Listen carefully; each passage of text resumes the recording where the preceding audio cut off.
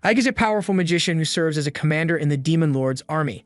With his skill and power, he has become an invaluable member of the demon army, but there's just one problem: he is secretly a human.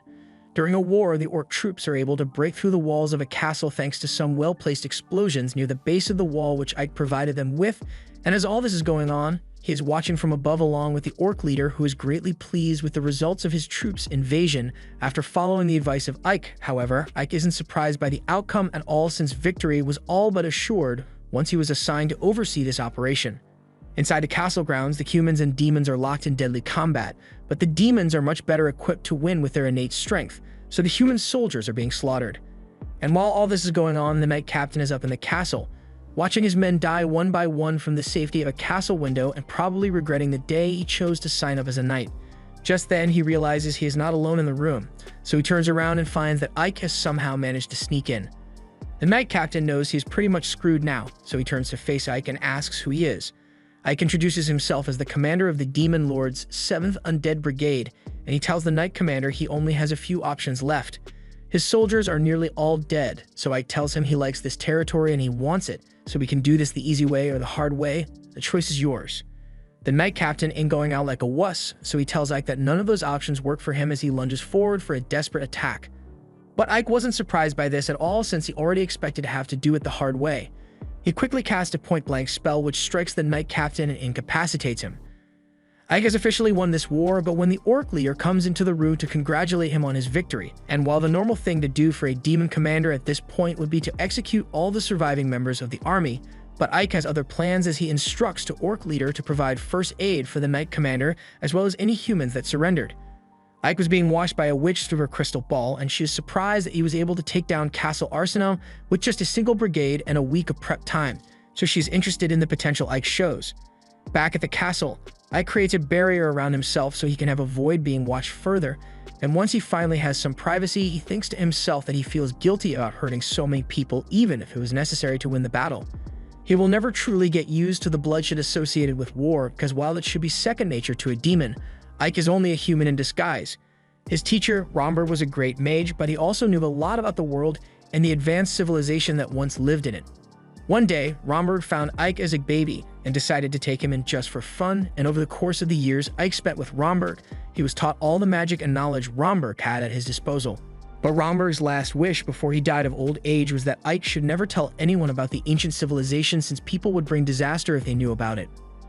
There was also one other thing Romberg had asked of him, and it was for Ike to never let himself be seen without his robe or mask, because if he is ever found out to be a human, the Demon Lord wouldn't spare him. From that day forward, Ike has never taken off his mask, and even now, he is only able to remove it because of the powerful barrier he erected around the room. With the barrier up, it prevents anyone from entering the room without his permission, but unfortunately, it doesn't apply to people who are already inside the room. Ike looks down and sees the maid who had been hiding under the desk, and she begs him not to kill her since she won't speak a word to anyone about his secret, but then she accidentally hits her head on the desk and falls over. Ike checks on her and she seems to still be alive, but he really wishes she wasn't, since he had managed to keep his identity secret for over 20 years at this point. So why does the first person to find out his secret have to be a clumsy maid? Just then, the orc leader knocks at the door because he wants to talk to Ike, so he will have to deal with the maid problem later. Outside, the orc leader tells Ike that they have managed to seize the castle successfully, but he finds it strange that Ike is letting so many humans live. Ike tells him it isn't a problem, since the new Demon Lord doesn't particularly care about your kill count as long as you get the job done. The orc understands, but he and the others were hoping to slaughter all the humans and burn the village to the ground, but Ike questions what the purpose of doing that would be, especially since if they kill everyone, then there will be no one left to pay taxes. Arsenal is a trading city, so who would do all the trading if they killed all the humans? Just then, Ike and the orc run into a couple of humans who wish to speak to Ike.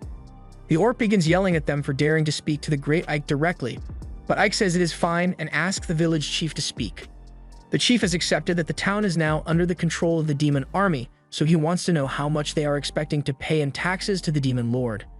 Ike tells him they can just pay the normal amount they always paid, but he makes it clear that if any of them ever resist the demon lord for any reason, then there would be no mercy for them. Just then, Ike notices something is wrong, and a moment later, he gets teleported into a dark room with a giant monster standing behind him with devious intentions. Ike jumps out of the way to evade the incoming backshots, and it looks like this isn't the first time something like this has happened since Ike complains to the witch that he had asked her not to summon him out of nowhere like this. Since he is already here, Ike decides to take out the monster by using his staff to cast a powerful spell, and he destroys the golem in a single hit. The witch is impressed with Ike's ability since she was pretty confident in the strength of that golem, and we finally find out that her name is Sapphiro. She is Ike's direct superior in the demon army, and also the only demon who knows that he is actually a human. Ike asks her to please just send a messenger next time she wants to talk to him, but she finds it entertaining to catch him off guard with teleportation. Ike just accepts that he's going to have to keep dealing with Sapphiro's BS, so he asks her if she summoned him here because of the battle with Arsenum. She tells him that's not why she called him here, since her familiars couldn't have told her everything she needed to know about the battle. She is perfectly fine with how Ike took control of the city and how he chose to spare the humans, but then Ike wonders why she bothered summoning him at all, so Sapphiro informs him that Demon Lord Daracuten wishes to see him in person. Ike is shocked to hear this, since he would be the first brigade commander to ever be given the honor of meeting him, but Ike still wonders why Daracuten would want to see him. Sapphiro assumes it must be because of Ike's impressive feat of capturing Arsenum in only 1 week, so she's going to take him to the Demon Lord's castle now. Ike wasn't expecting to have to go immediately, but he puts his hand on Sapphiro's shoulder and she teleports them both away. Meanwhile, back in the castle, the maid has finally regained consciousness. She gets up and tries to walk away, but as she does so, she finds that she is still trapped inside Ike's barrier. She knows there's no way she's getting through a barrier like this, so she looks around the room and finds a plate of food along with a note left by Ike. He wrote for her to eat the food and wait for him to return, so the maid does exactly that, and it's so delicious that she ends up pouncing on the plate. At the same time, Ike and Sapphiro have just arrived at the Demon Lord's castle, and the strong miasma surrounding the castle is slightly affecting Ike since he is human, but he powers through it and keeps walking towards the castle. At the gate, there are guards posted, so Ike asks Sapphiro if the guards check everyone who comes to the castle, and she informs him that they indeed inspect everyone who comes here. Ike is now worried since his identity will be found out as soon as the guard makes him remove his mask, but Sapphiro tells him she will handle it. She uses some of her magic to surround Ike in a terrifying aura, and once he reaches the guards, they have nothing but respect for his power. They know Ike is the grandson of Romberg. And with training from such a great mage, it is no wonder to them that Ike is so powerful. Ike and Sapphiro are allowed entry into the castle with no further questions, and after a while of walking, Ike asks how long it's going to take before they reach the audience room. So she tells him they are almost there, but Ike is really wishing he could fly like Sapphiro in a situation like this. He has always been jealous of her flight magic, and while he can use the spell itself, he doesn't have as much control over it as she does, so the most he can do is jump really high with it. They eventually reach the audience room, so Sapphiro tells Ike to wait outside a little while she talks to the Demon Lord first. Once she heads inside, Ike thinks about how the current Demon Lord, Daracuten, managed to turn the war around and give the demons the upper hand simply by participating in a single battle. He is the strongest demon, and rumors speak of him as a cruel and cold lord, so he would probably kill anyone whom he grew to dislike. On the flip side, though, he is also known to be one who can recognize talent in spite of whatever weaknesses one may have. His new approach to running things revolutionized the demon army, since demons are naturally born with the instinct to fight among themselves at the slightest inconvenience. Daracuten, who accomplished all of that in his time as the Demon Lord, and now Ike has to meet him. Ike hears Sapphiro calling for him to enter, so he walks into the throne room, and as he greets the Demon Lord, he is surprised to find that the Demon Lord is actually a girl. Daracuten praises Ike for his ability to capture Arsenum in only 1 week, and he thanks her for the kind words, but he doesn't think he deserves that much credit. The Daracuten finds Ike's humility quite odd as it reminds her of how a human would act, and Ike immediately regrets opening his mouth since he almost blew his cover just now. Luckily, Sapphiro recovers for him and explains that Ike was raised by the great magician Romberg, and Romberg was known to be quite humble, so that would explain where Ike learned humility from. She also thinks that Ike might be smarter than she had initially thought and thus chose to avoid needlessly killing the humans even after he conquered Arsenum. But right now, Ike is kind of regretting the fact that he didn't kill those humans like a regular demon would, since it is drawing unwanted attention to him now. He asks for permission to speak and explains to Darrow that he spared the humans because while they may fear terror, they won't obey it for long, so he felt it would be better to avoid killing them as much as possible so they can keep their sense of normalcy and remain productive. Darrow asks if that is the opinion Romberg held as well, and Ike says yes. He has only been speaking with her for a few minutes now, but he can already tell that Darrow must have knowledge about the ancient civilizations that Romberg told Ike about, and she used that knowledge to form the demon army into what it is today. Darrow teleports from her throne and lands in front of Ike, saying that he is definitely different from most demons, but the next time they meet, she would like to see what his face looks like under that mask. She then teleports behind him and says she expects to see more good results from him in the future, and as soon as she is out of the room, Ike collapses out of nervousness. Sapphiro makes fun of him for being so nervous in front of Darrow, but while maybe a strong magician, he is still a wimp. What had him so nervous was the fact that Darrow could tell that the mask wasn't his real face, but at least she doesn't know that he's a human yet. Sapphiro also mentions that he is getting a reward from Darrow for his accomplishments, although she wouldn't exactly classify it as a reward. A while later, Ike teleports back to Arsenum to check on the maid, and he sees that she has eaten all the food he left for her. So he looks around and finds her sleeping behind the desk. He wakes her up, and as soon as she realizes that Ike is back, she begins begging for her life and asking Ike not to hurt her. Ike tells her to calm down since he doesn't plan on killing her, but first, he wants to know what her name is. She tells him she is called 13 since slaves here are only referred to by their numbers, but her mother used to call her Sadie. Ike tells Sadie that he can't just let her go now that she knows he is human, but she promises that she will never speak a word about his real identity to anyone. Ike believes she will keep her mouth shut, but to make sure she doesn't let the secret slip, he tells her that she has to serve as his maid from now on. Sadie is more than happy to be his maid if it means she gets to live, so it's a done deal. The next day, Ike is officially crowned ruler of a place called Avalias, and the previous day, Sapphiro had informed him that this was the reward Darrow had prepared for him. It's a town on the front lines, so Ike's job will be to rebuild the town and bring in double its tax revenue. Ike doesn't like it, especially since Sapphiro was the one that conquered the town and she absolutely decimated all the walls, leaving it with no protection. Since they are out on the front lines, they need to have city walls ready in case the human army attacks, but when Ike asks Jiren how long it will take to rebuild, he says it'll be 6 months at best. 6 months is way too much time for a city to go without a wall, but with only human laborers, there is no way they'll be able to do it any quicker than that. However, Ike believes he has a way to get it down in only 1 month, and that is to use both demon and human laborers. Jiren has never seen humans and demons working together like this, and Ike even came up with the idea to have shifts of only 8 hours, so the wall repairs can keep going 24 hours around the clock, and he also pays the laborers a decent wage to keep their morale up. So Jiren is convinced that Ike is the demon army's greatest asset, and he is bound to eventually become the next demon lord. The war between the humans and demons continues, and at the moment, the demons have the upper hand, so Darrow-kun is rather pleased. However, their reports show that the humans are in the middle of making an alliance with a neighboring kingdom, and if they do, it may turn the tide of the war, so Darrow-kun decides to entrust the success of their attack to Ike. Meanwhile, in the human kingdom, the knight known as White Rose Alistair has been summoned to aid the kingdom in taking back Avalias, as they can't afford to lose another stronghold. Once her assignment is issued, she leaves to go fulfill it, and at the same time, Ike and Sadie are both in the kingdom on a mission as well, but Sadie has gotten a little distracted by a scam game. The man says all she needs to do is guess where the ball is located, and if she is right, then he will double whatever amount of money she bets. Sadie makes her choice, so the man asks her to place her bet, but unfortunately, Sadie doesn't have any money to place a bet with since Ike doesn't trust her with finances. The con artist is enraged that she wasted his time like this, but then he takes a second look at Sadie and says she can pay him another way if she loses. Just then, all the cups begin floating in the air, and it is revealed that the ball was never under any of them to begin with, so all the other people who lost money to the man become enraged and threaten him to get their money back. In the middle of the commotion, Ike pulls Sadie away and tells her she isn't meant to leave his side as his maid, so she apologizes, but she was just so curious. Just then, she notices that Ike is in a new outfit, so Ike explains that they are on a mission to scout out the enemy, so he couldn't come here dressed in his demon disguise.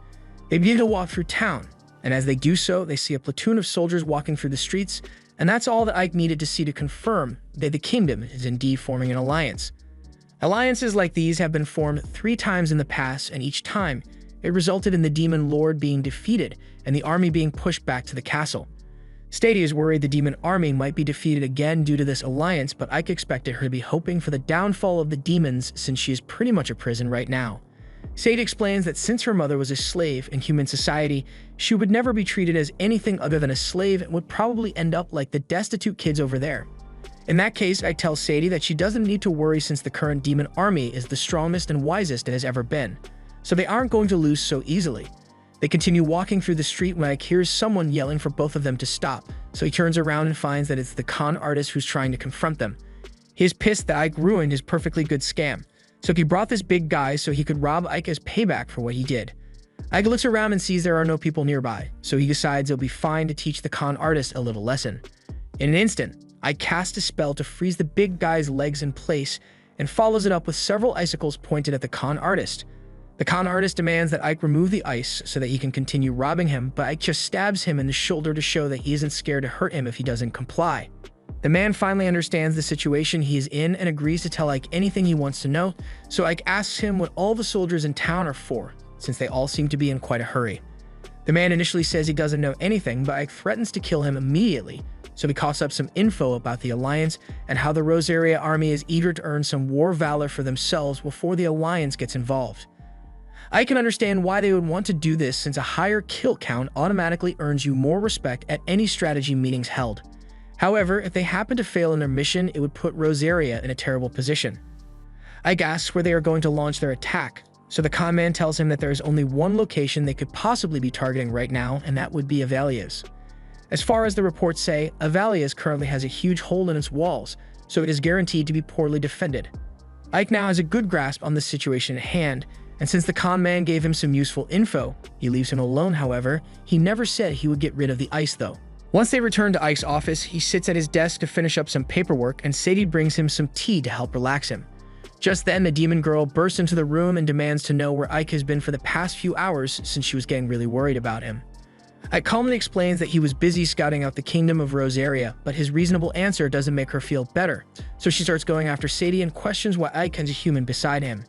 Sadie introduces herself as Ike's maid, but the girl dismisses her and casually calls Sadie an ugly bitch, after which she then offers to become Ike's maid instead. Sadie is pissed at this point, so she tells the girl to get her hands off Ike's, since he is too tired to be dealing with hoes right now. This begins a long argument between the two, with both of them accusing each other of trying to seduce Ike, and Ike is smart enough not to get himself involved. Meanwhile, Rosaria's army has gathered outside of Avalia's and are getting ready to attack. They find it odd that there are almost no guards standing near the walls, but they assume it must just be due to their lack of manpower to effectively defend their stronghold. They soon inform Alistair that they have completed the preparations for the attack and are ready to fire on her command. So Alistair gives the order to fire. However, as soon as she does, several skeleton soldiers emerge from the ground and surround Alistair's forces. The soldiers prepare to defend the siege gear, since mere skeletons should be no match for them. But all of a sudden, one of the soldiers gets shot out of nowhere, and it all goes downhill for the humans from there. Alistair sees that there's no way for them to win this battle anymore, so she orders for an immediate retreat. Ike and Jiron were watching the whole thing from the top of the wall, and they commend Alistair for making the smart decision to retreat, although the only reason they managed to win was because of Ike's reconnaissance mission earlier. However, while they weren't paying attention, an assassin had managed to sneak up behind Ike and fire an arrow straight into Ike's back, causing him to fall to the ground and pass out. Meanwhile, the general has just been informed that Alistair was forced to retreat from battle due to unforeseen circumstances. The soldier tries to explain that the demon army had prepared an ambush in advance of their arrival, but the general is having none of it and orders Alistair to be jailed for losing. The soldier realizes that's a stupid move, so he tries to explain that Alistair is one of the greatest commanders in the kingdom, and he is saying he wants to throw her in jail for a single loss. That will only ruin the morale of the soldiers and affect their future battles negatively, but the general doesn't care and insists that Alistair must be punished for failing the mission he sent her on. Back at Avalia's, Ike wakes up in bed after recovering from his wound, but he finds Sapphiro sleeping next to him, so he has a lot of questions to ask. First off, he wants to know why Sapphiro is in bed with him, but she avoids the question and says she saved his life, but she's making the situation sound very sus though. Eventually, Ike convinces her to be serious and tell him what happened, since he doesn't remember how he ended up like this, so she informs Ike that she healed him after he got shot in the back with an arrow. It was a devastating injury, but thanks to her healing, there shouldn't even be a scar left by now. Moving on, Sapphiro mentions that the reports say not a single human was killed during the attack. She knows Ike is averse to killing people when he doesn't need to, but he may earn the suspicion of the Demon Lord again if he keeps acting this way. Ike understands Sapphiro's point, but he is trying to find a way for humans and demons to live together without needing to fight, so needless killing would only serve to derail his plans. Sapphiro can respect Ike's dedication to finding peace between the races, so she drops the subject for now and tells Ike to stay here for now and get some rest, since he is still only human after all. Once Sapphiro is gone, Ike takes a look at the arrow that was used to shoot him. According to what he has been told, he was shot from behind, meaning either someone had to infiltrated the castle to get to him, or was it betrayal from someone close to him? Just then, Ike hears a knock at the door, so he puts his skeleton mask back on just as Sadie and Lilith come in to check on him. They were both worried about Ike. They are also still arguing about which one of them gets to seduce Ike, so Lilith tells Sadie to keep her distance from Ike while she snuggles up against his arm. However, Sadie also wants to get close to Ike, so she and Lilith both get into another fight, but luckily, Jaren comes to the rescue and quickly grabs Lilith before throwing her out of the room and locking the door. Lilith begins banging on the door and asking to be let in, but Jaren knows that she is seriously annoying Ike, so he keeps her out. Ike thanks him for his help and asks him for a favor since he wants to know where Alistair currently is. Jaren promises to look into it, so after a few hours of research, Ike is informed that Alistair has been imprisoned for her failure to reclaim Avalias. This was meant to be a simple covert mission to meet with Alistair, but unfortunately, Lilith followed him here and starts warning Ike that humans can be pretty violent at times, so it's not safe to come here in person. Ike thinks he will be fine since there's something he wants to ask Alistair in person, but he also doesn't recall asking Lilith to come with him. Lilith says it'll be more interesting with the two of them together, and after they are done with the mission, they can have as much fun as they want. Besides, Sadie got to come with him on his last mission, so it's only fair that she gets to join him on this one. Ike doesn't want to argue about it, so he allows Lilith to tag along this time, but he needs her to keep up with him. They eventually get to the front gate of the prisons, and it doesn't look like it is particularly well guarded, so Lilith believes she could probably break her way in all by herself. Ike stops her and says he doesn't want to cause a fuss, so instead he wants them to get in and out as fast and as peacefully as possible. However, Lilith had already knocked out the guards by the time he had finished talking. They head inside, and the place is a lot bigger than Ike thought it would be, so it may take a while for him to find Alistair's cell. However, Lilith has a better idea and just beats up the prison warden to get him to give up his keys and tell her where Alistair is being kept. Alistair is apparently on the top floor, but as Ike and Lilith are about to head up, the rest of the guards show up due to all the screaming they heard from the warden earlier. Lilith tells Ike to go on ahead without her while she handles the guards, but before Ike leaves, he reminds her that he doesn't want any unnecessary bloodshed.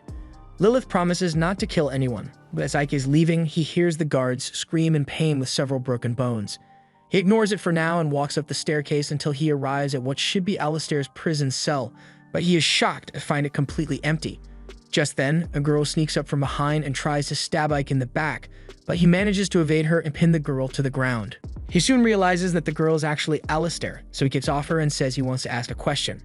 He wants to know if she sent an assassin into the castle to kill him during the last battle, because if it wasn't Alistair, then that could only mean that he has a traitor in his hands.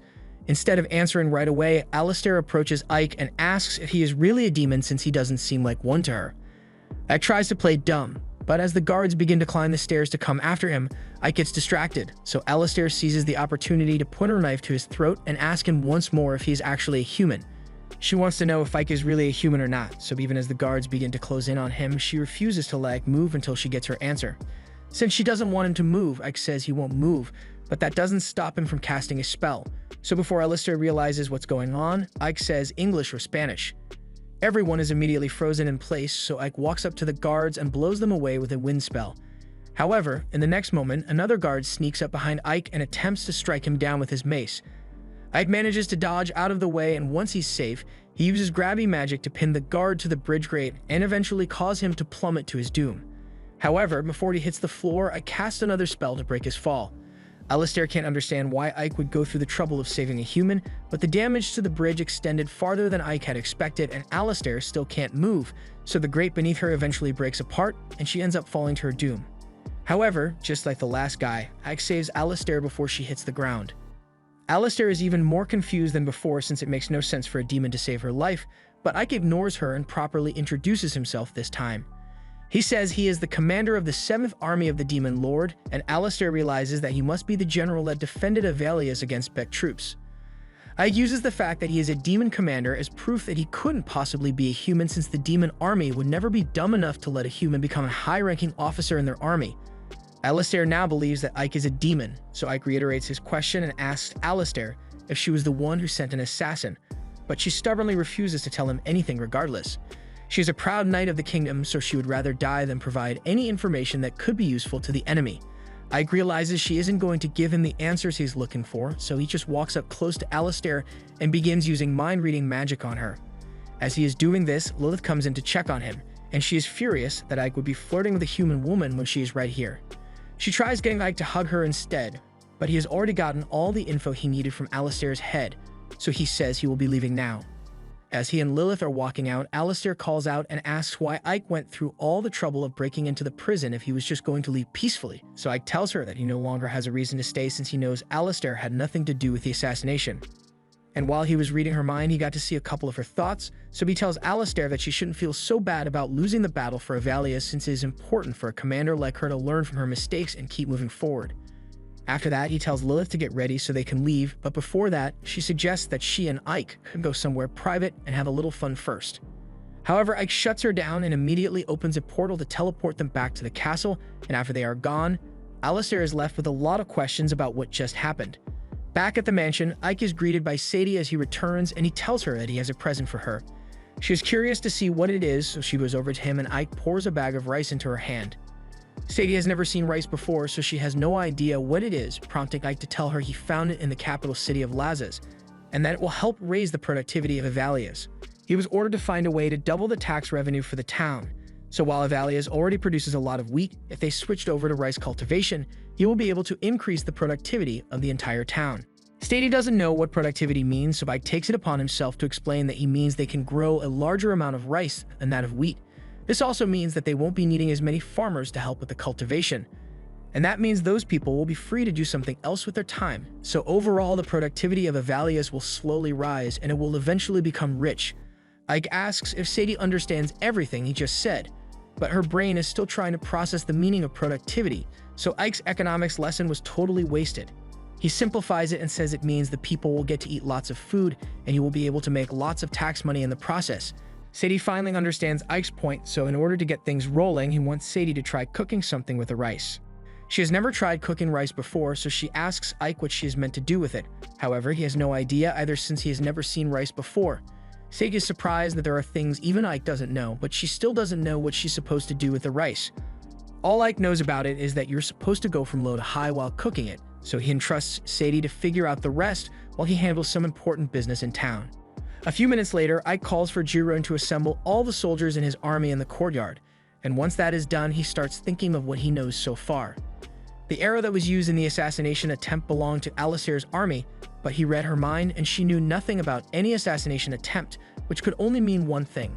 Someone attacked him and tried to make it look like it was Alistair's doing, and while he doesn't like having to suspect his soldiers, he also has to face the fact that there is likely a spy, and they are among his soldiers.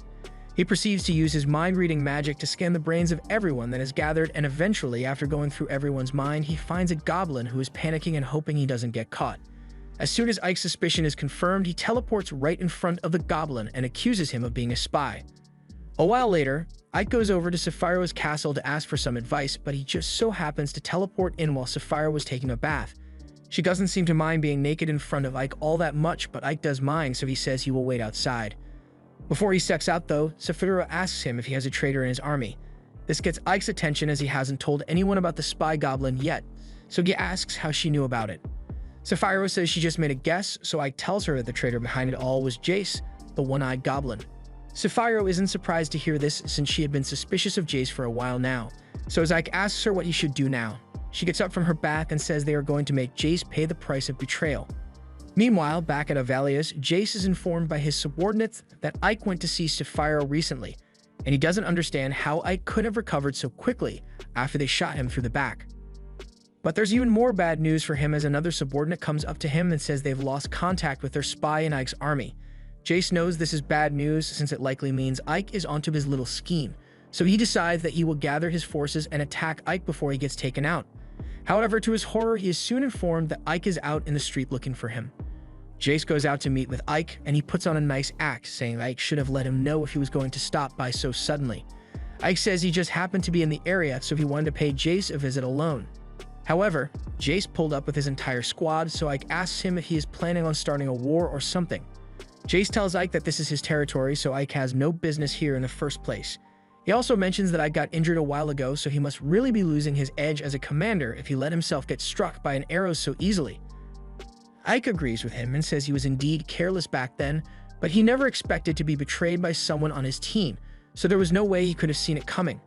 Since Ike knows Jace is the traitor, Jace stops acting nice and tells Ike that he was careless to come here alone since Jace's entire army will rip him to pieces now. Ike is glad to hear that Jace brought his entire army to attack him since it means he can just blow them all up at once. Jace looks to the sky, and he sees several giant meteors raining down upon them. This is the work of Sapphiro and her devastatingly destructive spell. She enjoys using it so much that she forgot to warn Ike to get out of the blast radius, although she is sure he will be fine. Meanwhile, down on the ground, Ike is totally not fine as he is forced to hide behind a building to avoid getting blown up. He had asked Sapphiro to limit her attack power, so that they could rebuild this section of the city afterwards, but she obviously ignored his request because this is way too much power. After the initial volley of explosions is over, Sapphiro begins the second phase of their plan as she orders her skeleton soldiers to begin slaying all the goblins that manage to survive. As Jace watches his men die, Ike teleports behind him and offers him a choice. He can either surrender now, or he can surrender once everyone is dead. And after seeing what Ike is capable of, Jace still foolishly orders his men to kill Ike. Ike uses a wind spell to blow away the two attacking him from the front, but while he was doing that, another goblin attempts to stab him in the back, but Ike prepared a shield to protect himself, and he proceeds to take out the rest of the goblins with his magic. While all this is going on, Jace is making a run for it since he never really cared about his soldiers to begin with. However, before he can make a clean getaway, he gets cut off by one of Sapphiro's monsters, so he is forced to use a smoke bomb to distract it and sneak away into the alleyway. He slinks away into a portal and appears out in the forest, so he is certain that he successfully outsmarted Ike and Sapphiro. But as he is about to go down this secret pathway, a fireball is shot in by Ike. Jace asks how Ike could have possibly found him since no one knows about this secret path except him, so Ike explains that he had been tracking Jace with one of his familiars this entire time. He then asks Jace to surrender immediately because there's no way Jace can win or escape. Rather than surrendering, Jace decides to attack Ike, but his punches are far too weak to get through Ike's shield spell, so Ike blows him back. Jace is then bound by magic vines and hung up so that he can't escape, and this is where Jace finally admits defeat. You can see why the Demon Lord holds Ike in such high regard, and he personally thinks Ike has a lot of talent, so he has a proposal for him. He wants Ike to join forces with him so that they can take over the Demon Lord's army and get things back to how they used to be. He complains that even though demons naturally derive joy in subjugating and killing humans, she has forbidden any of them from killing humans without a good reason for it. There are many demons who don't like her way of doing things, so Jace extends an invitation to Ike to help dethrone her since she isn't fit to be a Demon Lord. Ike obviously refuses, so Jace breaks one of his hands free and throws a knife at Ike. And Ike easily dodges it, but he feels insulted that Jace really thought that would work on him. Ike begins questioning Jace on who else is plotting to overthrow the Demon Lord, but he refuses to reveal any information. Sapphiro soon shows up, and she is prepared to torture Jace as much as necessary in order to get the info, but Ike pleads with her to let him try to get it peacefully since he doesn't want to hurt anyone excessively. Sapphiro complains that Ike's methods take too long, so she's going to have to take drastic measures here. Just then, Jace begins to turn purple and cry out in pain, which is surprising since Sapphiro hasn't even done anything yet, so that can only mean Jace was poisoned by the other demons in his group to keep him from spilling their secrets. Ike tries using an antidote spell, but the poison is too strong, so Jace is going to die sooner or later. Before he dies, Sapphiro asks him if he still wants to protect the identities of the people who poisoned him without a second thought, so Jace agrees to tell her who the leaders of the rebellion are so she can get revenge for him. Once they have this information, Sapphiro and Ike go to meet with Daracuden and inform her that there is a rebellion being led by the 3rd Division commander, Bastio, and since they are accusing Bastio of treason, Daracuden wants to hear what Bastio has to say for himself. Bastio claims that both Sapphiro and Ike are simply trying to frame him, which is why they killed Jace to keep him quiet. He also claims Sapphiro is plotting to steal the 3rd corpse away from him, but all these baseless accusations only serve to enrage Sapphiro.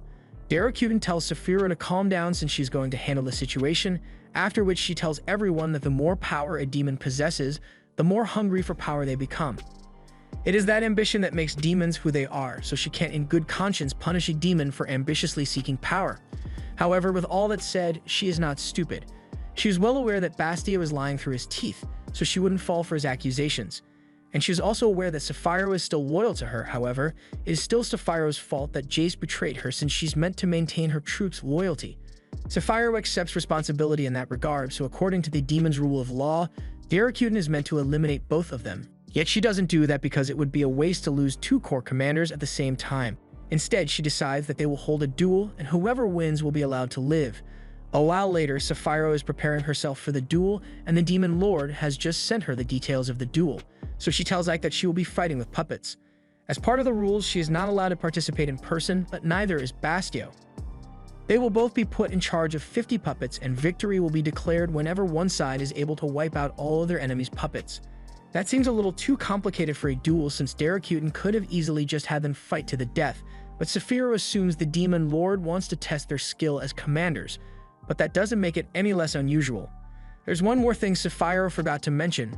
Daracuten made a provision for commanders to appoint a stand-in to fight for them, so she is choosing Ike to fight in the duel with her life on the line. Ike asks her if she's sure she doesn't want to handle this duel herself, but she says she is much more likely to win this way since the duel is a contest of skill between commanders, and she believes Ike's skill as a commander is far superior to hers. Although she is still a lot stronger than him, but for now, she is entrusting her life to him. Ike doesn't like being forced to fight for Saphiro's survival, but he's got no choice now, so he's just going to have to do his best. Ike is taken to see the puppets that he will be commanding, and according to what he has been told, these puppets all have equal amounts of strength, and they follow their commander's orders to the letter. So the only deciding factor in this duel will be the leadership abilities of the commanders. They are also allowed to equip the puppets with weapons as they see fit, but Ike doesn't think those swords will be good enough to ensure his victory. A while later, he is back in his office, trying to think of some good formations for the puppets when Sadie comes in and offers him a cup of tea.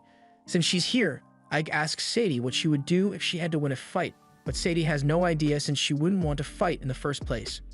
Ike agrees that settling disputes without fighting is the best way to go, but sometimes your opponent won't be satisfied unless a fight breaks out, so hypothetically, he wants to know what she would do in that situation. Sadie doesn't have much fighting experience, but if she had to choose, then she would pick a broom as her weapon of choice. Ike says she's right since the best weapon is one that allows you to stay out of striking range of your opponent while giving you the range to strike at them. Similarly, a sword is better than a dagger, but a bow is even better since it allows you to strike from afar. But of course, Bastio would know that as well, so he would probably try to employ the same tactics. Sadie mentions how her former master used to talk about crossbows being amazing in battles, and Ike thinks that might be a good idea since they can penetrate metal armor and are easier to use than bows. However, it's not going to work for him since he needs something even more powerful than crossbows. He would like to go Oppenheimer on them, but he doesn't have the materials for that. So he goes for the next best thing: guns. Sadie has never heard of guns before, so she asks if they are strong, and Ike assures her that guns are incredibly strong. These boomsticks allow you to attack from hundreds of meters away without your opponent being able to fire back. Sadie thinks that sounds amazing, but she asks if Ike is really capable of making something like that. He may not be able to make it alone, but he already thought of a plan for that. He says Saphiro is an amazing alchemist, so he's sure she'll be able to crank out some guns in no time. However, when he goes to ask her, Saphiro flat out tells him that she can't do it. She may be good at making things, but she can't make something that she has never seen before. Ike tries to explain that it's just an iron cylinder with gunpowder to launch a bullet, but Saphiro ignores him and starts asking Ike to join her for a swim. Meanwhile, Bastio has just been informed that Ike will be taking Saphiro's place as commander, and while his underling assumes that Saphiro must be afraid of him or something, Bastio knows that Saphiro must have some kind of plan in mind, although he doesn't know what that is. But for now, he lets his underling know that he is really impressed with the sword that was made. The underling tells him that it was crafted using a dragon's tooth, and he can have enough made to equip all his soldiers with one, but Bastio says he will need a lot more than just 50 swords for what he has planned. Meanwhile, Ike has just gotten out of the pool with Saphiro, and he can't believe how relaxed she is when failure on his part would mean her death. Just then, someone sends Ike's coat floating over to him, so he thanks the person. However, a moment later, he is shocked to find out that the person was Daracuten. This is really bad for Ike since he is not wearing his mask, but he thinks he can bluff his way out of trouble since Daracuten may not recognize him. She drops a bag on the ground and tells Ike to open it, so Ike does so and is astonished when he sees a bunch of boomsticks. She knew Ike was trying to get his hands on some, so she went through the trouble of getting it for him. Ike tries to deny it since he doesn't want her to know who he really is, but Daracuten tells him that there's no point in lying about it since she already knew he was human. Romberg had told her all about Ike, so she knew from the very beginning that Ike was human. But if she knew from the start, then Ike asks why she didn't eliminate him immediately. She says she let him live for the sake of her wish, since no matter how much power she possesses, she won't be able to achieve her goal without having people by her side to fight for her. Ike asks her what her wish is, so the Demon Lord explains that she wants to build the peaceful world she desires, and to do that, she needs as many skilled people as possible, so she wants Ike to help her achieve her goal. Ike says he is happy to serve her, and Daracuten is pleased, so she teleports away. After that, Ike takes the guns to Saphiro so she can see what they look like, and she finally understands what guns are. so she asks Ike how she is meant to make bullets. Ike says it's a metal ball, so Saphira conjures one up. However, it's way too big to be used as a bullet. Ike tells her it needs to be small enough to fit inside the gun barrel, so Saphira understands what she needs to do, although she doesn't like it because making small things gives her terrible acne. Just then, a huge explosion occurs, but Saphira didn't sense any magic, so Ike explains that it was probably caused by the gunpowder in development. Fiorentina comes out and tells Ike that she has made the powder he asked for, so Ike asks Saphira if she's done with the bullets, and the ones she made this time are perfect, so he wants her to make around 500 more of them. Saphira agrees to get him the bullets, although she offloads all the work onto Fiorentina since she doesn't want to do it. Ike apologizes to Fiorentina since he's going to need her to make the gunpowder and bullets since Saphira doesn't want to help, but she says she's already used to it because Saphira never wants to do her job. On the day of the duel, the stadium is full of demons eagerly waiting to see some action, and Bastio begins mocking Ike for only outfitting his puppets with shields when his puppets are completely decked out in armor. He asks Ike what Saphira is doing right now and whether she's plotting something, but in any case, it doesn't matter to him since he will be winning no matter what. His puppets are covered head to toe in Damascus steel, meaning no sword or arrow attacks will be able to penetrate them. It was a gift to him from Daracuten, so he believes she must be taking side in this duel. Ike does know what Daracuten was thinking to give both of them equipment like this. Maybe she wanted it to be an equal fight, or maybe it's some kind of test, but regardless of what her intentions were, he can always ask her after he has won. The match officially begins and the rules are announced once more. Each commander has 50 puppets, and whoever is able to destroy all the enemy puppets first will be declared the winner, while the loser will die. With that out of the way, the signal is given for the duel to begin, and Bastio immediately orders his archer puppets to fire at Ike's puppets. Ike orders his puppets to block with their shields, and while some of the arrows are blocked, a few of Ike's puppets end up getting shot anyway. After this, Bastio orders his other puppets to begin their assault, so they run forward and begin laying waste to Ike's troops, while Bastio is laughing the whole time because Ike is doing nothing but defending. After a while, a large number of Ike's puppets have been killed, but Daracuten knows it's not over yet, and in the next moment, a loud boom echoes through the arena as Ike's remaining puppets begin firing their guns. And now that Ike has begun his counterattack, it's not long before his puppets begin mowing down Bastio's puppets with ease, and Bastio has no idea what's going on or why he is losing. Before long, all of Bastio's puppets fall to the ground dead, and Bastio has officially lost the battle, so the Demon Lord comes down from her seat to deliver the bad news to him. She has prepared two choices for him since she is so nice, so she tells Bastio that he can either end himself or she will do it for him, and she won't make it painless. However, Bastio says he has something else in mind in case he ended up losing, so in the next moment, Bastio has an archer shoot an arrow at Daracuten's back. However, unlike Ike, she was able to see it coming and caught the arrow before it hit her, but something she didn't see coming was the fact that there was a high-power explosive attached to the arrow, and as a result, she gets blown up. Bastio then sets off another series of explosions in the stands, killing a bunch of spectators and allowing his undead soldiers to enter the arena, and he now declares that he will be the new Demon Lord from now on. Bastio's skeletons begin attacking all the ogres in the stadium, and the ogres must have forgotten how to fight because they are just running around and letting themselves get slaughtered one by one. Bastio laughs and orders his troops to kill all who try to resist, for he is the new ruler of this kingdom. In the middle of his angry speech, Bastio turns to Ike and tells him that inevitably, the demon army will fall in line and respect him as the new Demon Lord, so he offers Ike the chance to join his side without a fight since he acknowledges Ike's abilities. He even offers to let Ike have full command over the 7th Corps as a bonus, and Ike tells Bastio that his offer is certainly appealing, but it's not something Bastio is in a position to promise since he will never be able to become Demon Lord. Bastio laughs in Ike's face for being foolish enough to decline such an offer while he is surrounded by an entire army ready to attack at any moment. But even as he is surrounded by Bastio's army and has a couple skeletons coming after him, Ike remains calm and casts a massive wind spell to take out the skeletons attacking from the front. Bastio orders his remaining soldiers to eliminate Ike, but as they charge at him, Ike prepares a series of dark spears which he uses to impale them all as they approach. Since they can't get close, one skeleton decides to go all in and ignite its head to be used as a weapon. But it went through all the trouble of sacrificing its head and still misses the shot entirely. And a couple seconds later, it gets absolutely vaporized by Ike's magic. Even though his firepower is sufficient to hold the army back, Ike still doesn't want to get completely surrounded, so he uses magic to fly into the air and escape while hundreds of arrows are shot at him. And once he has finally gotten to a good position, he begins casting a huge attack spell, which takes out a large portion of Bastio's army in an instant. After that, Ike begins flying straight at Bastio, and upon getting close enough, he grabs Bastio's face and sets off a point-blank explosion in an attempt to finish him off for good. By the time the dust settles, Ike is the only one left standing, so he assumes he has won, although a lot of demons did end up dying at the hands of Bastio. However, it looks like it's not over yet as Ike sees Bastio's head rolls in front of him, and at the same time, Bastio's body sneaks up from behind to attack. Several explosions occur which shake the stadium's foundation, but Ike managed to avoid it by jumping back to create some separation between Bastio and himself. But despite all his hard work, Bastio tells him that it's all pointless since there's no way he can win.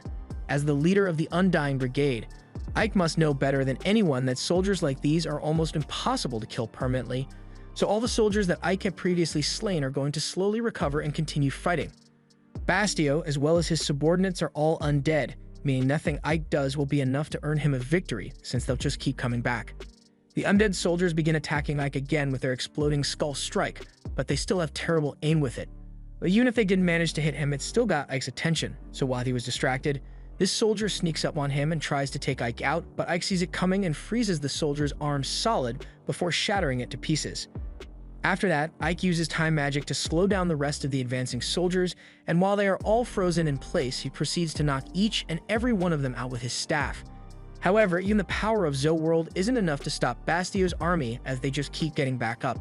His army is basically infinite with their constant regeneration, and no matter how much power Ike possesses, he still has a finite amount of magic, so eventually he will run out of steam and succumb to the relentless attacks of the undead army. He says it's a shame that Ike has to die this way, since if he had agreed to work under him, then Bastio could have put his talents to good use. Just then, the archer who has been in sniping position this entire time takes aim and shoots an explosive arrow straight at Ike's back. However, Ike is more aware of his surroundings after the last backshot he receives, so even as the arrow strikes and creates a massive explosion, Ike managed to block it with a magic shield, although it left his shield cracked and Ike exhausted. Bastio is surprised that Ike is still alive after taking such a hit, but it makes sense since he was skilled enough to become the commander of the 7th Brigade. However, regardless of how much Ike struggles to keep going, it won't save him in this situation, so he will eventually be killed at Bastio's hands. Ike realizes Bastio is right and all the attack spells he has cast up to this point have wasted a lot of his magic, so he needs to come up with a new plan soon, otherwise he doesn't stand a chance. He knows the undead are walking corpses, so darkness magic won't work on them. But as he thinks about it, he thinks of a plan of attack that is guaranteed to work against corpses. So as the undead soldiers run in to continue their attack, Ike casts holy magic and exorcises them all.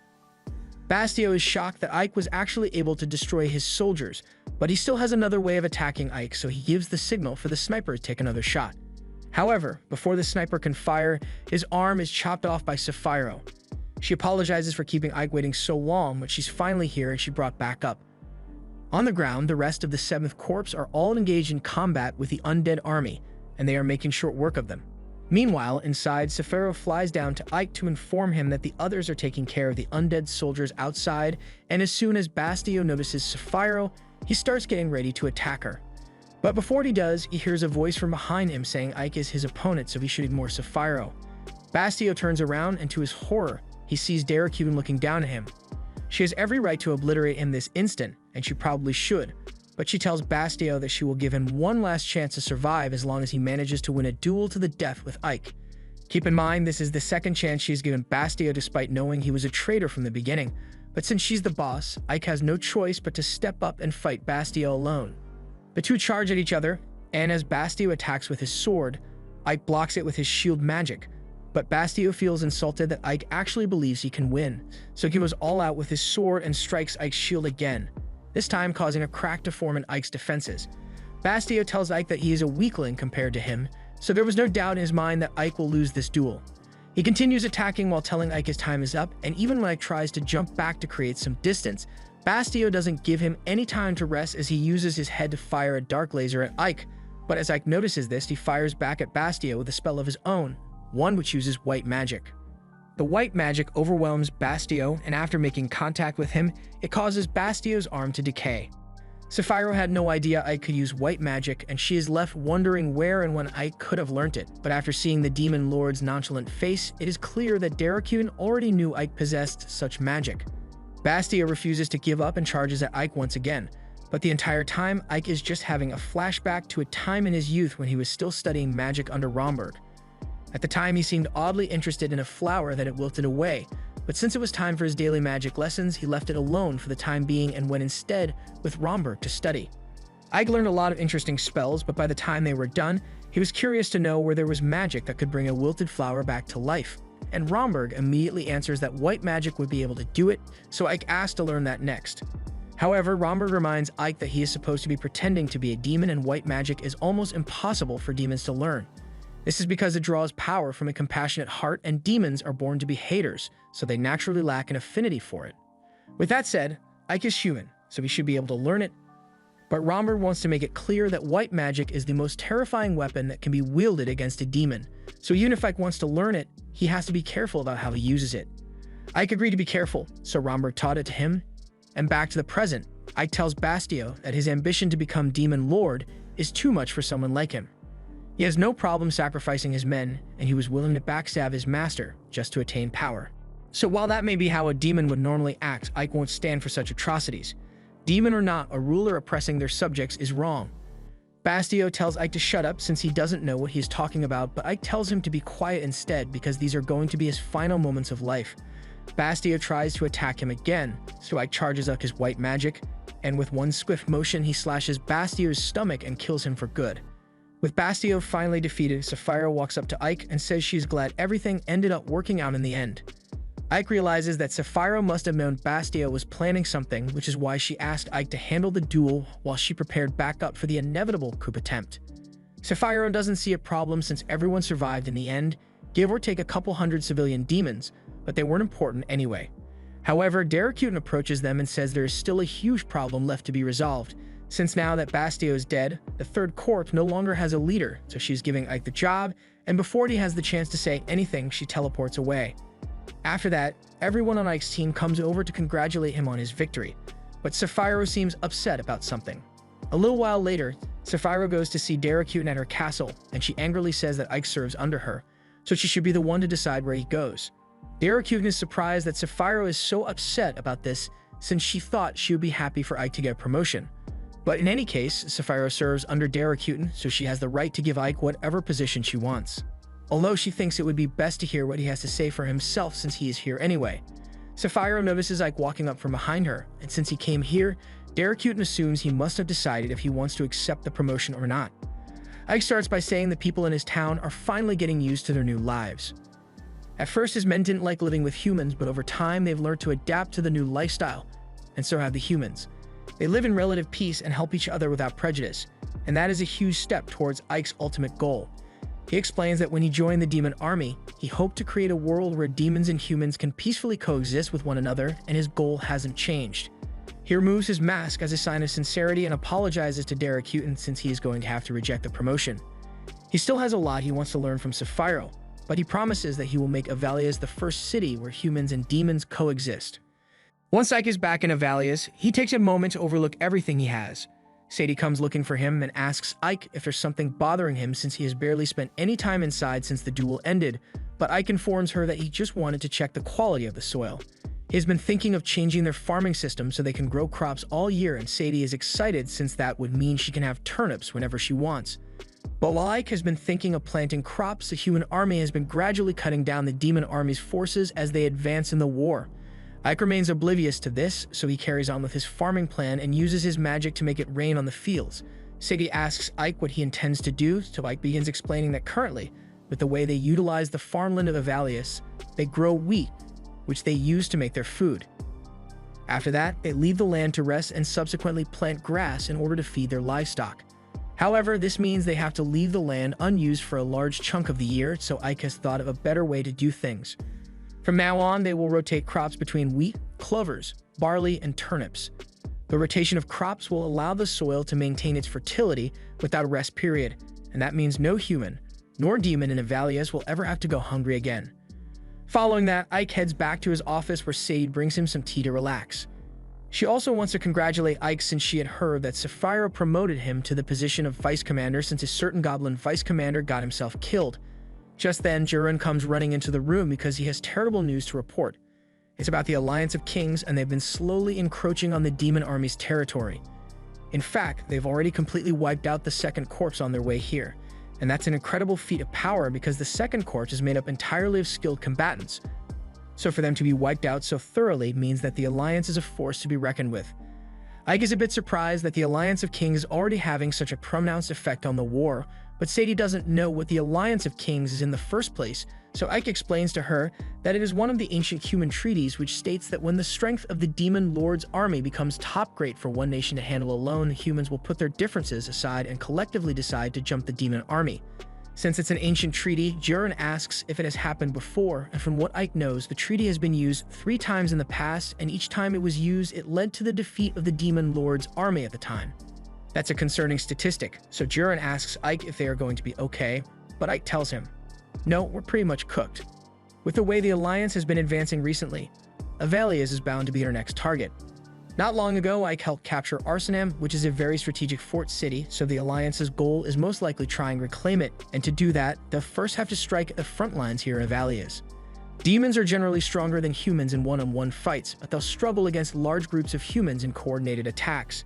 If Avelias ends up falling to the Alliance, then they will surely move on to capture Arsenam, and with their numbers, it is highly likely that Arsenam would be lost as well.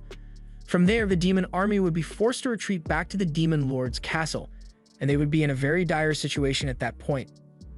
Ike doesn't want to let that happen since it would ruin his dream of allowing humans and demons to coexist would be ruined, so he comes up with a plan to overcome the Alliance's overwhelming numbers. And it's going to involve a lot of guns. Unfortunately, they do not have a lot of guns, and their attempts to make more guns haven't worked out as well as they had thought. They tried using alchemy to recreate the gun, and on the surface it looks like a success. But when actually used, the quality of the guns was so much worse than what they had expected, as the gun copies would all break after firing just one bullet. Alchemy has its limits, and the level of precision needed to make a gun is far greater than anything an alchemist could accomplish, as these replicas are far too fragile and lack the power of the real thing. Sapphiro asks if it is really necessary to use guns in the first place because she is pretty sure she can just use some meteor strikes to flatten the Alliance. However, Ike is firmly against the idea since he is trying to defend Avelias, not turn it into a pile of ash. In order to fight the Alliance with minimal collateral damage, they need to have weapons that anyone can use, but the only other option left in order to mass produce the guns is by making all the metal parts individually and assembling them by hand. It's certainly possible, but none of them are skilled enough to do something like that. It might be possible if they could convince some dwarves to do the work, but the dwarves already lost their war with the humans, so they've all scattered into the forest. This is going to make it really hard to get them to help with the guns, especially since they need a lot of dwarves to get all the parts made. Bringing them together is going to be rather difficult, but Ike has a plan for that, and it involves rescuing the dwarf king who was imprisoned by the humans. Years ago, the humans attacked a dwarven village and laid siege to it, all in an attempt to force the dwarves to build weapons for them. With the entire village burning to the ground, the human general is annoyed that the dwarf king didn't do what they told him to earlier, so now they had to send a message. And do you know how much hard work it is to burn down a village? The Dwarf King still refused to give in to the humans' requests since he didn't want humans using his technology to fight wars. But since the Dwarf King still wasn't agreeing to do what they said, the human general had to send another message and threw his sword dangerously close to the Dwarf King's balls. However, before they took his balls, the general threatened to take the life of his son if he didn't cooperate, and the Dwarf King is willing to lose a lot of things, but his son was more precious to him than anything else. So he relented and agreed to have his people work for the kingdom of Ismuth. After that, he was locked up in the kingdom's prison, and he has no idea what his son or his people must be going through right now. Just then, he hears a commotion outside his cell, so he gets up to see what it is, and to his surprise, he finds all the guards knocked out on the ground. Lilith then pops up in front of him, and she's glad she finally found the right cell, so she unlocks the door and tells the Dwarf King to follow her. The Dwarf King doesn't understand why a demon would want to save him, but Lilith isn't in the mood to answer any questions, so she uses her magic to knock the Dwarf King out cold. Jiren yells at her for doing that since they are meant to be rescuing him, but she doesn't care and leaves Jiren to carry the Dwarf King out by himself. As they make their way into the halls, Jiren checks to make sure there are no guards nearby, but Lilith says she's getting bored with all the sneaking around. She wants to experience a little action, but Jiren reminds her that I told them to make sure they aren't spotted taking the Dwarf King, and to avoid fights if possible. But in response to Jiren's sound arguments, Lilith just looks him in the eye and calls him ugly. All their bickering drew the attention of some guards, so Lilith takes the opportunity to knock them out for fun. Jiren scolds her for going against Ike's wishes and getting into a fight, but right after, a single guard comes charging at Jiren. So Jiren punches him straight into a coma, and Lilith starts making fun of him for getting into a fight as well.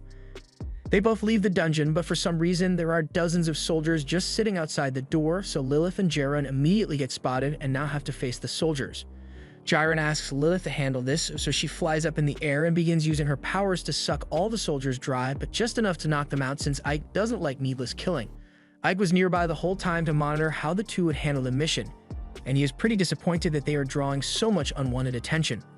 Jiren doesn't understand why there are so many soldiers left in Ismuth when the Alliance should have enlisted most of them, and they can't knock any more out either since Lilith is already full. As they are running, pillars of rock emerge from behind them to cut off the guards, and Ike then comes out to tell the two that they did a good job, even if they nearly screwed up the mission. Jiren reports that they successfully acquired the Dwarf King, but Ike reminds him that the person he is holding is a king, so he should be handled with more respect. A couple hours later, the Dwarf King wakes up in Ike's castle, and he still wants to know why the demons chose to rescue him, but Ike doesn't answer immediately and instead shows the Dwarf King a gun, asking if he would be able to recreate it. The Dwarf King has never seen something like this before, and he acknowledges that the gun is rather complicated, but he believes he could recreate it in a couple of hours if he tried. However, he has no reason to try since he refuses to build weapons for war. They are just using him just like the humans did, so he says they can do whatever they want with him, but he won't help them cause death and destruction. Ike understands why the Dwarf King would feel this way, but Ike assures him that his intentions are in no way sinister. He wants the guns in order to further his ultimate goal of peace between humans and demons, and to prove it, he asks the Dwarf King to accompany him outside. They leave Ike's castle, and the Dwarf King is shocked to see the busy streets full of both humans and demons, and not a single fight in sight. Ike once again states that the only thing he wants is to establish peace between humans and demons, which is why he needs the Dwarf King's help. The Dwarf King finds what Ike is doing to be rather interesting, but he still refuses to help because humans used his people and destroyed his nation, so he has no interest in doing something that would bring peace to humanity. If that's the case, then Ike offers to help the Dwarf King rebuild his fallen kingdom if he helps. The Dwarf King takes offense to the idea and tells Ike that rebuilding a nation isn't as easy as he thinks it is. He lost his family when his nation was ruined by the humans, so how could Ike ever claim to be able to help him rebuild?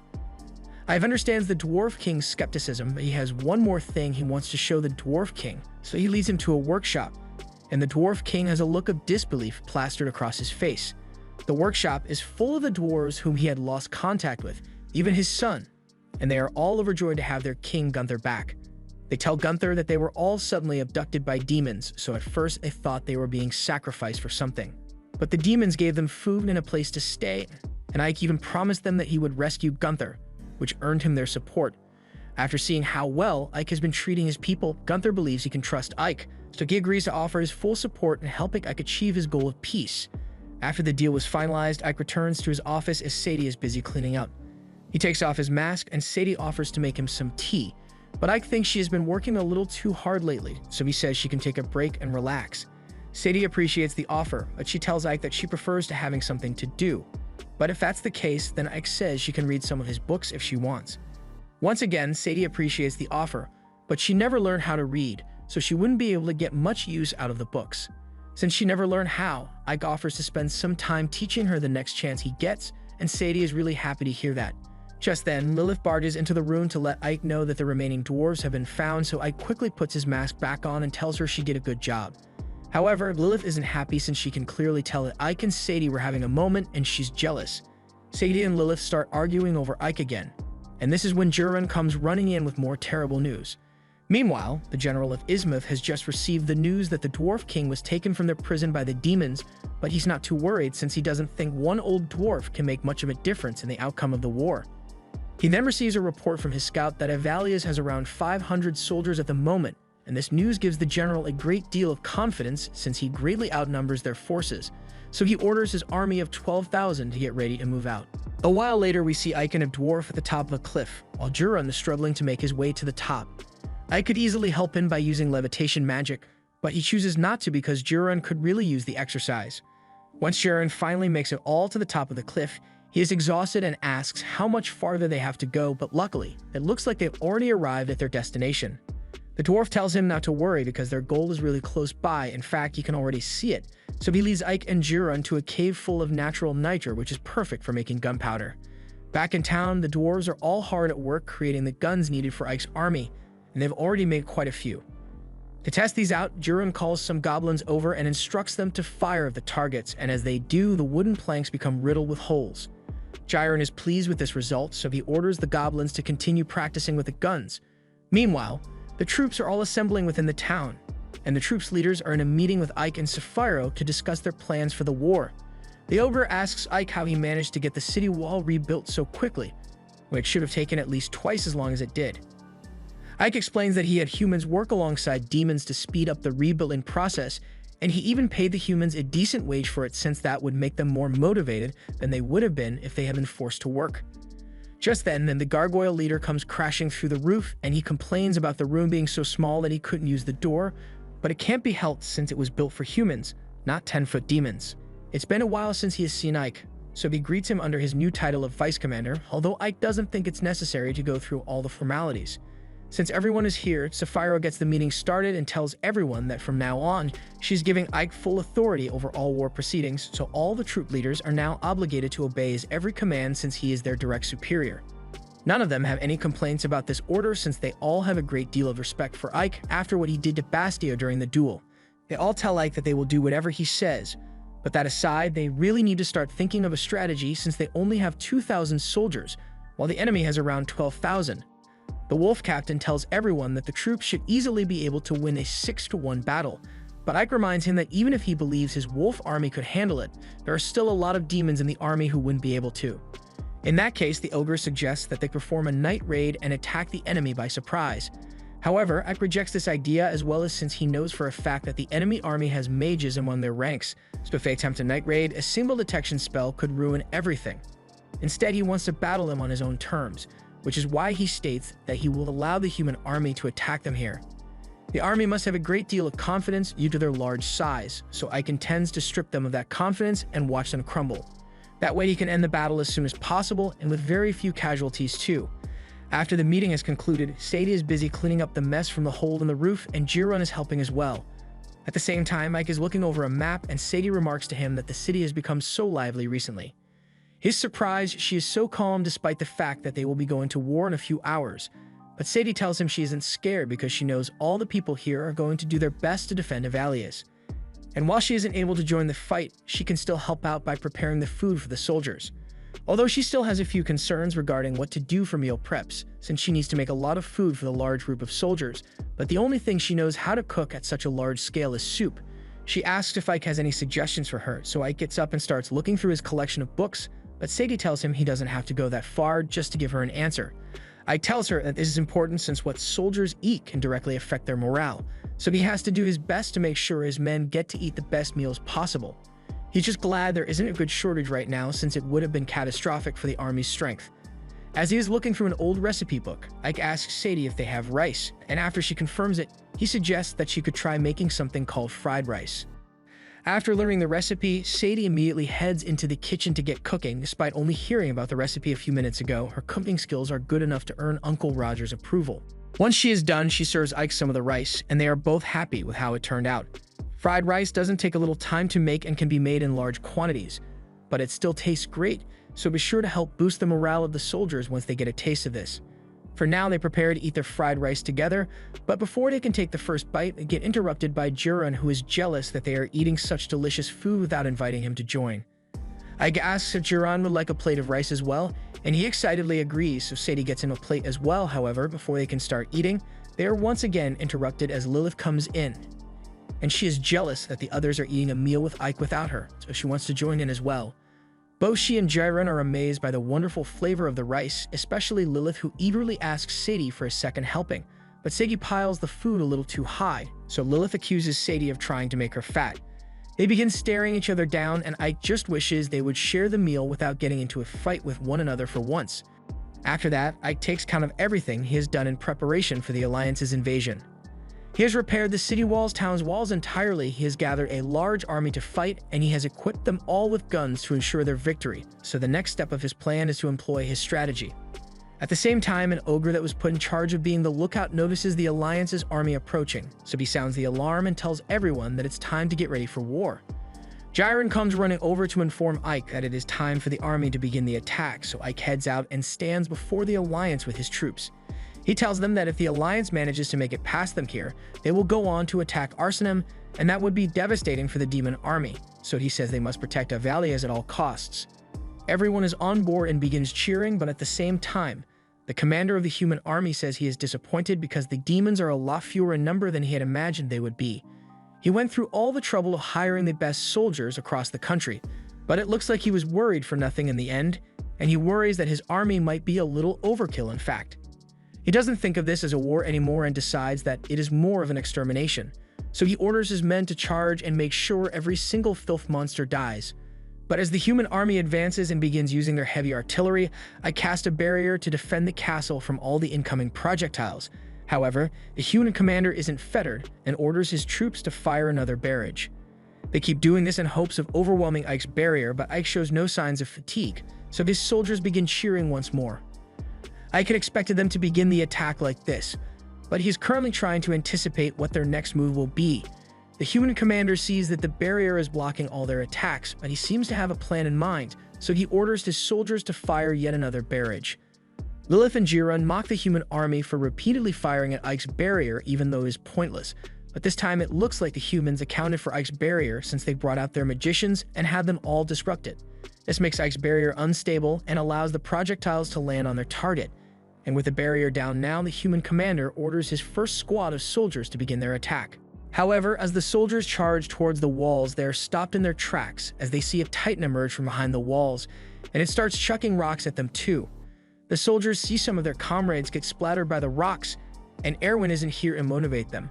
So they are starting to think of running away, but as Ike's other soldiers begin to fire arrows at them, they all use their shields to defend themselves and realize they can shoot the giant as well. So before it can throw another rock at them, they shoot it in the chest several times and topple it over. They continue firing arrows at the people on the wall, so Jiren and the others are forced to run for cover. Ike puts up another barrier to stop the arrows, but the soldiers have already gotten too close, so they begin hooking ladders onto the walls and climbing up. Obviously, Ike's soldiers aren't going to just let them climb up, so they start firing arrows and throwing rocks in an attempt to hold the humans back. However, the humans have the numbers advantage, so if they keep climbing, eventually at least one will make it all the way to the top. But it's not going to be any of these guys. As the battle rages on, the vice commander of the humans comments that the demons are a lot more resilient than he had thought they would be. But if they keep attacking like this, then sooner or later, they should be able to overwhelm the demons. However, while watching his men die in battle, the only thing the commander can think about is what he's going to eat for dinner tonight. He wants to get things over with as soon as possible so he can relax, so he decides that he's going to fire another catapult at the wall, even though a lot of his men are in the direct line of fire. The vice commander tries to mention that doing something like that would put the lives of his men in danger, but the commander didn't stutter and he still doesn't give a shit, so he orders the catapults to be fired. Ike sees the projectiles coming, so he tries putting up a barrier, but it gets disrupted once again. So he tells everyone to brace for impact. Everyone runs for cover as the barrage hits the walls head-on, and the collision both deals a lot of damage to the structure of the wall and causes a lot of casualties to those in it, both on the side of the demons and that of the humans. Jiren managed to make it out alive, and Lilith is absolutely disgusted that the human commander would be willing to kill his own men just so he could breach the wall, and Ike is both saddened and angered by the human commander's total disregard for human life. The commander smiles arrogantly, showing that he's enjoying himself.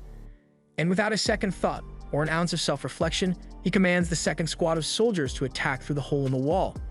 Ike's soldiers come out to intercept the soldiers, but the battle is stacked against them greatly at this point. This was the end of episode 7. Subscribe to not miss the next part.